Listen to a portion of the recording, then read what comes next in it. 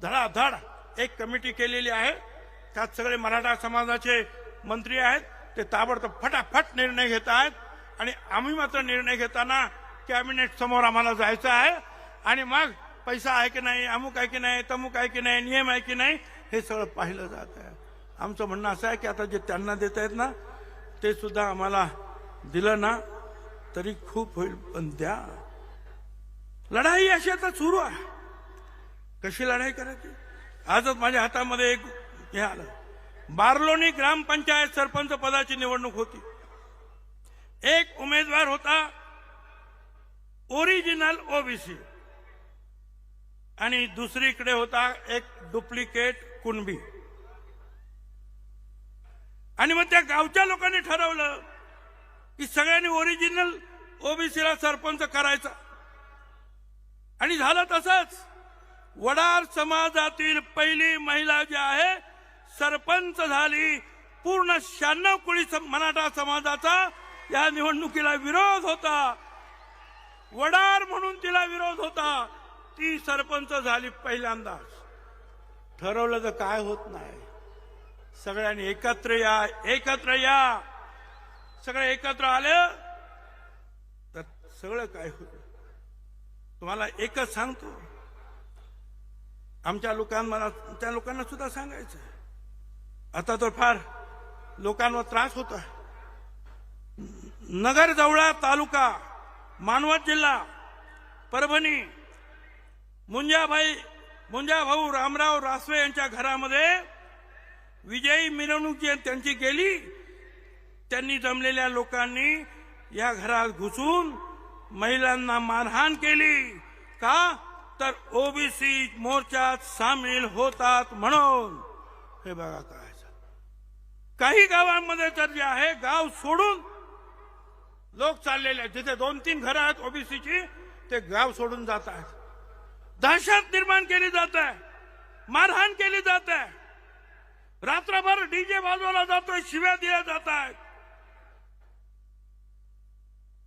एक न्हावी समाजाच्या आमच्या बांधवानं काहीतरी पोस्ट टाकले आपल्या समर्थनार्थ, तर ताबडतोब सगळ्या तिथल्या मराठा समाजाने सांगितलं याच्या दुकानात जायचं नाही, याच्या दुकानात जायचं।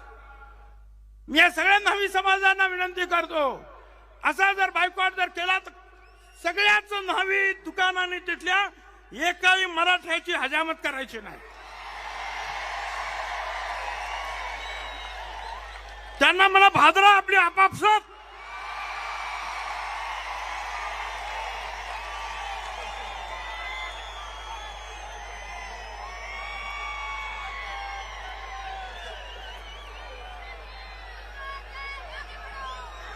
हे आता एक आणखीन आलं, श्रीगोंदा पोलीस स्टेशन मध्ये हे कोणी पोलीस निरीक्षक नामेश्वर भोसले, ते एल्गार या सभेची तयारी करण्यासाठी तिथे लोक गेले होते, काम चालू होतं, तर ती काम त्यांनी करू नये पूर्व तयारीचं, भाऊ चला मिटिंगला जायचंय। त्या ठिकाणी पोलीस गाडी पाठवली, ओबीसी समाजावर दहशत निर्माण केलं, त्यांना नोटिसा दिल्या। नोटीस न देता, नोटीस देण्याच्या नावाखाली सह्या घेतल्या। काय चाललंय? फडणवीस साहेब या डिपार्टमेंटला सांगा की तुमच्या डिपार्टमेंटमध्ये असा भेदभाव होता कामा नये। जे काही नियमाने असेल ते सगळ्यांनी करा, पण आम्हाला एक न्याय।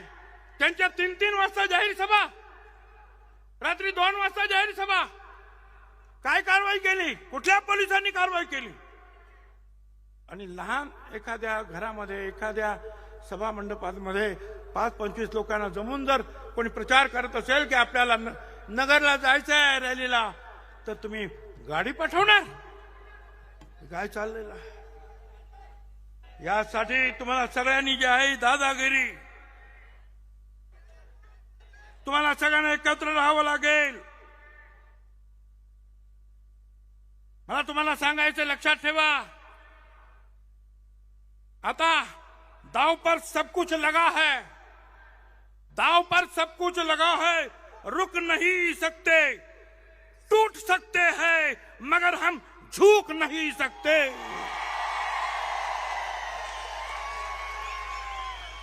तयारीने तुम्हाला आता लढावं लागेल. सगळ्यांनी एकत्र येऊन लढावं लागेल. दलित आदिवासी समाजाच्या बांधवांना, भगिनी मातांना, नेत्यांना मला सांगायचं आहे, आज आम्ही जात्यात आहोत, तुम्ही सुपात आहात, लक्षात ठेवा. या अशा प्रकारचे जे काही निर्णय होतात, जीआर होतात, त्याच्यातून संभ्रम निर्माण करून जे आहे, हळूहळू तिकडे सुद्धा एखादी झुंडशाहीनं मोठा मोर्चा आला तर तिकडे सुद्धा हेच होईल. काळजी घ्या, एकत्रित राहा. आंध्र प्रदेश जनगणना करताय, जातीगणना करताय. बिहारने केली, 67-63% निघाले. आता आंध्र करताय. आमची मागणी आहे, करा जातगणना. आम्ही नक्की 54 ते 60% आहोत. 20% जे आहे शेड्यूल कास्ट, शेड्यूल ट्राईब आहे. 75% पेक्षा जास्त आम्ही मागासवर्गीय आहोत. त्याच्यानंतर 3% ब्राह्मण समाज, इतर जैन समाज, आणि नंतर जो आहे तो मराठा समाज. त्यातल्या एक कुणबी समाज 7% आमच्याकडे अगोदरच आहे. त्यांच्या मतांसाठी हे सगळे आमदार, हे सगळे खासदार, हे सगळे लोक केवळ त्यांच्या मतांना घाबरतात की आम्हाला ती मतं मिळणार. अरे आमचे लोक, आमचे आमदार, ओबीसीचे आमदार, त्यांना सुद्धा चिंता पडते की आपण या ओबीसीला काही मदत केली, 4 गाड्या दिल्या, 2 पैसे दिले, खर्च आला की जा तुम्ही रॅली. स्वतःच येणार नाहीत, पण रॅलीला मदत करायचं म्हटलं तरी करत नाही कोणी. आमचे स्वतःच का? मराठा समाजाची मतं जाते. अरे लक्षात ठेवा, 80% समाज हा आमच्या बरोबर एकत्र आहे आणि त्याला आम्ही ललकारणार आहोत. आणि त्यांची सुद्धा मतं आहेत.